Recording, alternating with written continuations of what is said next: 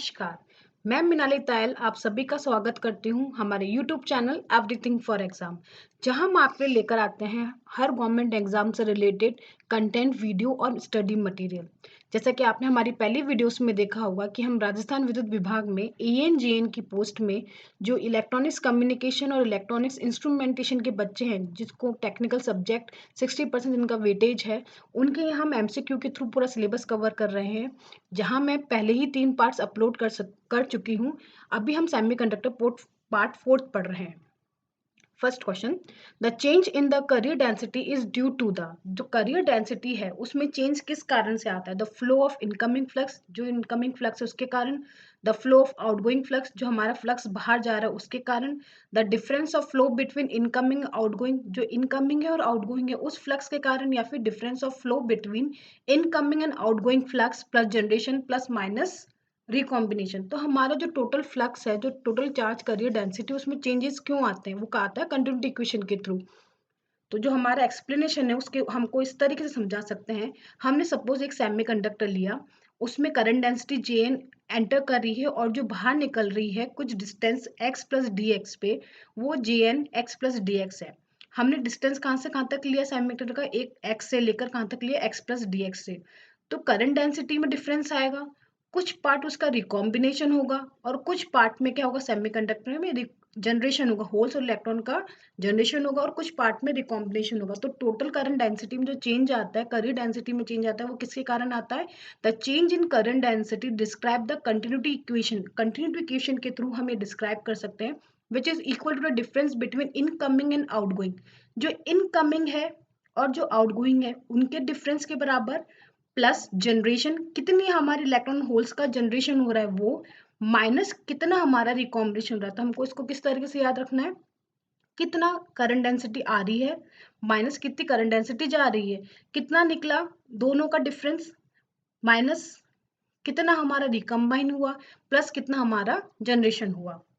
Next question, what of the following conditions satisfy when the number of holes which are thermally generated is equal to holes lost by the recombination? ये question पूछ रहा है कि वो condition क्या होगी कि जब हमारे जो होल्स जनरेट हो रहे हैं, थर्मली जनरेट हो रहे हैं टेम्परेचर के कारण, वो इक्वल हो रिकॉम्बिनेशन के। तो वो कब होता है? अगर हम थर्मल इक्विलिब्रियम की बात करते हैं, under thermal equilibrium condition, thermal equilibrium condition जो हमारा, हम जब स्पेसिमेन को, जो सेमीकंडक्टर को हम कुछ भी नहीं छेड़ रहे, कोई एक्सटर्नल फोर्स नहीं लगा हुआ है, ना इलेक्ट्रिक फील्ड, ना मैग्नेटिक फील्ड, ना टेम्परेचर ग्रेडियंट, अगर इन तीनों में से कोई भी चीज नहीं है तो वो क्या कहलाती है? कंडीशन थर्मल इक्विलिब्रियम कहलाती है। तो थर्मल इक्विलिब्रियम कंडीशन में जब आई क्या होगा? हमारा जीरो होगा, आई विल बी जीरो, क्योंकि कोई करंट फ्लो नहीं करेगा, सब कुछ क्या होगा? मोशन करियर्स का रैंडम होगा। तो रैंडम मोशन के कारण जो टोटल करंट होगा वो क्या होगा? जीरो होगा। उस कंडीशन में हमारा dp by dt means rate of change of holes with respect to time, वो भी क्या हमारा क्या होगा? जीरो होगा, क्योंकि कोई करंट ही प्रोड्यूस नहीं हो रहा और जो चेंज हो रहा है टाइम के साथ वो भी क्या होगा? जीरो होगा। तो कंटिन्यूटी इक्वेशन जब हम इसको सॉल्व करते हैं, तो कंटिन्यूटी इक्वेशन में g equals to p by tau, जो rate of generation of holes है p बाय टाउ, सिर्फ वही रह जाती। तो हमारी इक्वेशन कौन सी सही होगी? Option C is correct. Option C हमारा क्या होगा? करेक्ट होगा।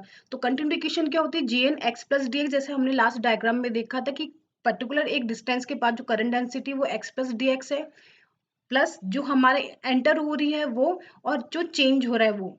तो अगर हम यहाँ पे करंट की वैल्यू देखें तो करंट हमारा क्या हो जाता है? जीरो हो जाता है, क्योंकि हम थर्मल इक्विलिब्रियम की बात कर रहे हैं। थर्मल इक्विलिब्रियम की बात करें, करंट जैसे ही जीरो होगा तो हमारा dp बाई dt भी क्या हो जाएगा? जीरो हो जाएगा। तो जनरेशन किसके इक्वल हो जाएगा? रिकॉम्बिनेशन के इक्वल। तो ये कंडीशन कब होती है? थर्मल इक्विलिब्रियम में होती है, कि जितनी रेट हमारी जनरेट हो रही है उतना ही हमारा क्या हो रहा है? कंबाइन होते हैं इलेक्ट्रॉन्स और होल्स।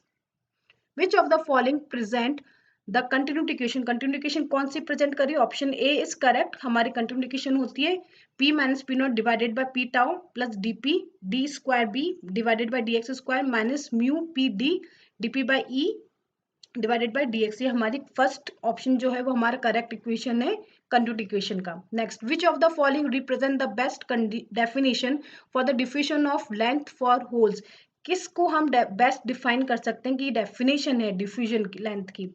तो ऑप्शन हमारा इसमें कौन सा सही है? ऑप्शन बी हमारा करेक्ट है। एवरेज डिस्टेंस, डिफ्यूजन लेंथ क्या होती है? Average distance which holes is injected, जिस तरीके से हम होल्स को इंजेक्ट करते हैं, वो जो एवरेज डिस्टेंस ट्रेवल करते हैं बिफोर रिकम्बाइनिंग विद इलेक्ट्रॉन, इलेक्ट्रॉन को रिकम्बाइन करने से पहले, जनरेशन के बाद और रिकॉम्बिनेशन के पहले, इलेक्ट्रॉन से पहले जब वो रिकम्बाइन करते हैं, वो एवरेज डिस्टेंस क्या कहलाता है? डिफ्यूजन लेंथ कहलाता है। What is the diffusion length for the holes when DP की वैल्यू हमको दे रखी है और टाउ की वैल्यू दे रखी है? तो डिफ्यूजन लेंथ का फॉर्मूला होता है हमारा diffusion length equal to under root D by tau. D हमारा डिफ्यूजन कांस्टेंट होता है और टाउ हमारा टाइम होता है। तो इस फॉर्म में जब हम वैल्यू पुट करेंगे तो हमारा आंसर क्या आएगा? 25 सेंटीमीटर। नेक्स्ट इसी तरीके से अगर हम इलेक्ट्रॉन की डिफ्यूजन लेंथ निकालना चाहते हैं, सेम वही एल इक्वल्स टू क्या होता है?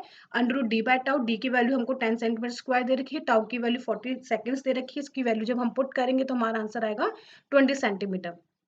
Next, how is the resistance of semiconductor classified? Semiconductor का रेजिस्टेंस हम कैसे क्लासिफाई करते हैं? हाई रेजिस्टेंस होता है, पॉजिटिव टेम्परेचर कोफिशिएंट होता है, नेगेटिव टेम्परेचर कोफिशिएंट होता है, या फिर लो रेजिस्टेंस होता है? सेमीकंडक्टर को हम डिफाइन करते हैं नेगेटिव टेम्परेचर कोफिशिएंट। ऐसा क्यों बोलते हैं हम? Semiconductor have negative temperature coefficient. हमेशा सेमीकंडक्टर का क्या होता है? नेगेटिव टेम्परेचर कोफिशिएंट होता है। The reason for this is when the temperature increase, जैसे जैसे हम टेम्परेचर इंक्रीज करते हैं तो लार्ज नंबर ऑफ कैरियर हमारे क्या होते हैं? प्रोड्यूस होते हैं, क्योंकि कोवेलेंट बॉन्ड्स क्या होते हैं? ब्रेक होते हैं। जैसे जैसे हम टेम्परेचर इंक्रीज करेंगे तो कोवेलेंट बॉन्डिंग टूटेगी। कोवेलेंट बॉन्ड जैसे ही टूटेंगे तो हमारे चार्ज कैरियर प्रोड्यूस होंगे और hence electron are move freely give rise to the conductivity. जैसे ही हमारे चार्जेस फ्री होंगे तो इलेक्ट्रॉन हमारे कंडक्शन बैंड में जंप करेंगे। कंडक्शन बैंड में जैसे ही वो जंप करेंगे तो फ्रीली होंगे वो मूव करने के लिए, और एज अ रिजल्ट क्या होगा? हमारा कंडक्टिविटी इंक्रीज होगी। तो जैसे हम टेम्परेचर बढ़ाएंगे तो रेजिस्टेंस कम होगा। तो option C is correct, negative temperature of coefficient. Which of the following is known as indirect band of semiconductor? Indirect band semiconductor कौन से होते हैं? जिसमें valence band, highest of valence band and lowest of the conduction band बिल्कुल peak पर दोनों एक दूसरे के सामने नहीं होते, वो क्या होते हैं? Indirect semiconductor band. तो ऑप्शन ए इसका करेक्ट है, जर्मेनियम। जर्मेनियम हमारा क्या है? Element semiconductor is made of single element from the fourth column element such as germanium. Here recombination take place via trap state. जो हमारा रिकॉम्बिनेशन होता है कंडक्शन बैंड में, जब इलेक्ट्रॉन जाता है वैलेंस बैंड से जंप करेगा कंडक्शन बैंड में जाएगा, लेकिन वो डायरेक्टली नहीं जाता। एक मिडल ऑफ द स्टेट हमारी होती है ट्रैप स्टेट, वो ट्रैप स्टेट के थ्रू कंडक्शन बैंड में जाता है, फिर रिकम्बाइन होता है। उस प्रोसेस को, उस सिस्टम को हम कहते हैं एनर्जी बैंड को indirect band semiconductor. Which column element are combined to make compound semiconductor? जब भी हमको सेमीकंडक्टर से कंपाउंड सेमीकंडक्टर बनाने होते हैं तो हम कौन से ग्रुप के एलिमेंट्स को कनेक्ट करते हैं? हम कनेक्ट करते हैं थर्ड एंड फिफ्थ को। तो option D is correct. The compound semiconductor are made by the recombination the third and fifth column element such as gallium arsenide are made by the combination third and fifth column element. जब भी हमको compound semiconductor बनाने होते हैं तो हम either third group को use करते हैं या फिर फिफ्थ ग्रुप को यूज करते हैं। Compound semiconductor also known as direct band gap semiconductor. जो भी हम कंपाउंड सेमीकंडक्टर बनाते हैं, क्या उनको हम डायरेक्ट बैंड गैप सेमीकंडक्टर भी कहते हैं? Yes it is true. क्यों? कंपाउंड सेमीकंडक्टर जो भी हम बनाते हैं तो उसमें रिकॉम्बिनेशन जो होता है वो क्या होता है? डायरेक्टली होता है, ट्रैप स्टेट के बीच से नहीं होता। And the energy difference is emitted in the form of photon in the visible और इंफ्रारेड रेंज। जब भी हमारा रिकॉम्बिनेशन होता है, इलेक्ट्रॉन जब वैलेंस बैंड से कंडक्शन बैंड में जाता है तो एक फोटोन को रिलीज करते हैं, कि एनर्जी को रिलीज करता है। तो वो एनर्जी जो रिलीज होगी फोटोन की फॉर्म में होगी, या तो वो विजिबल फॉर्म में होगी या फिर इंफ्रारेड रेंज की फॉर्म में होगी। Hence the compound semiconductor are also known as direct band gap semiconductor. How are the charge carrier produce in the intrinsic semiconductor? किस तरीके से हम इंट्रिंसिक सेमीकंडक्टर में चार्ज प्रोड्यूस करा सकते हैं? प्योर एटम से, by electron, by impure atom और बाय होल्स। हम क्या करेंगे कि इम्प्योरिटी डोप करेंगे। जो डोपिंग प्रोसेस होता है उसमें हम क्या करते हैं? प्योर सेमीकंडक्टर में हम क्या डालते हैं कि इम्प्योर एटम डालते हैं और उसके थ्रू हमारे क्या होते हैं? चार्ज कैरियर्स जनरेट होते हैं। Impure semiconductor in which the charge carrier are produced due to impurity atom are called extrinsic semiconductor. जैसे हम impurity को डोप करते हैं तो वो semiconductor क्या बन जाते हैं? extrinsic semiconductor बन जाते हैं। They are obtained by doping an intrinsic semiconductor with the impurity atom. वो कैसे obtained होते हैं? intrinsic semiconductor में हम क्या डालते हैं? impurity डालते हैं। Next, what type of material is obtained when the intrinsic semiconductor is doped with pentavalent impurity? अगर हम intrinsic semiconductor में pentavalent impurity डालते हैं तो हमारा कौन सा टाइप का मटेरियल जनरेट होता है? हमारा मटेरियल जनरेट होता है एन टाइप सेमीकंडक्टर। तो option A is correct. Which method can be used to distinguish between two types of carrier? दो तरह के करियर है, होल्स हैं इलेक्ट्रॉन से, उनको डिस्टिंग्विश करने के लिए हमारे पास क्या मेथड होता है, किस प्रोसेस हम डिस्टिंग्विश करते हैं कि कौन से करियर्स हमारे मटेरियल में, hall effect, relay method, Doppler effect और फर्मी इफेक्ट। हम किसके थ्रू निकालते हैं? हॉल इफेक्ट के थ्रू निकालते हैं। When a conductor carrying current is placed in the transfer magnetic field, जैसे ही हम करंट कैरिंग कंडक्टर को एक ट्रांसफर मैग्नेटिक फील्ड में रखते हैं तो उसके अंदर एक इलेक्ट्रिक फील्ड प्रोड्यूस होती है, और वो इलेक्ट्रिक फील्ड जो होती है वो मैग्नेटिक फील्ड और करंट दोनों की क्या होती है? परपेंडिकुलर क्या होती है, और उस फिनोमेना को हम कहते हैं हॉल इफेक्ट। और इसके थ्रू हम ये डिटेक्ट कर सकते हैं कि मटेरियल में कौन से चार्ज कर रहे होल्स हैं, इलेक्ट्रॉन्स हैं। A silicon plate of thickness 1 mm, breadth 10 mm and length 100 mm is placed in the magnetic field. Magnetic field की वैल्यू दे रखी 0.5 weber per metre square. Acting perpendicular to thickness, उसकी perpendicular thickness पे वो act कर रहा है. Current की वैल्यू दे रखी 10⁻³ ampere current flow along its length, उसकी लेंथ के अलोंग कितना करंट फ्लो कर रहा है? 10⁻³ हमको हॉल वोल्टेज डेवलप करना है इफ द होल कोफिशिएंट हमको वैल्यू दे रखी है 3.66 10⁻⁴ मीटर क्यूब पर कूलम। तो इसका फॉर्मूला हम पुट करेंगे। हॉल इफेक्ट का फॉर्मूला होता है वोल्टेज निकालने का कि हमारा टोटल रेजिस्टेंस कितना आता है। आपको सारी वैल्यू दे रखी है, रू एल ए की सबकी वैल्यू दे रखी है, आई की वैल्यू दे रखी है, बी की वैल्यू दे रखी है, डिवाइडेड बाय टाउ। उनको हम डिवाइड करेंगे तो फॉर्मूले के थ्रू हमारी वैल्यू आ जाएगी 1.83 into 10⁻³ voltage. Next, find the resistance of N intrinsic gallium rod centimeter long, 1 mm wide and 1 mm thick at 300 Kelvin। हमको रेजिस्टेंस निकालना है, तो हम रेजिस्टेंस कैसे निकालेंगे? हमको कंडक्टिविटी का फॉर्मूला पता है। सेमीकंडक्टर में कंडक्टिविटी होती है NIE, कितने नंबर ऑफ इलेक्ट्रॉन है, क्या चार्ज है, mobility of holes and mobility of electron. Conductivity हमको निकाली, तो इस फॉर्मूले से हमने कंडक्टिविटी निकाली 2.32 आएगी। कंडक्टिविटी क्या होती है? 1 रेजिस्टेंस, तो रेजिस्टेंस का फॉर्मूला होता है रो एल बाय ए। तो रो क्या होता है? इनवर्स ऑफ कंडक्टिविटी, तो कंडक्टिविटी को इनवर्स करा तो इस फॉर्मूले में पुट करेंगे तो रेजिस्टेंस की वैल्यू आ जाएगी 4310 ohm. Next, a semiconductor crystal, इसकी लेंथ दे रखी 1 mm long, 5 mm wide and 1 mm thick, as a magnetic flux density दे रखी 0.5 आपको। व्हेन द करंट की वैल्यू दे रखी है 2 मिली एम्पियर, और आपको इसमें वोल्टेज की वैल्यू दे रखी है 37 माइक्रोवोल्ट। तो आपको इसमें निकालना है हॉल कोफिशिएंट क्या होगा?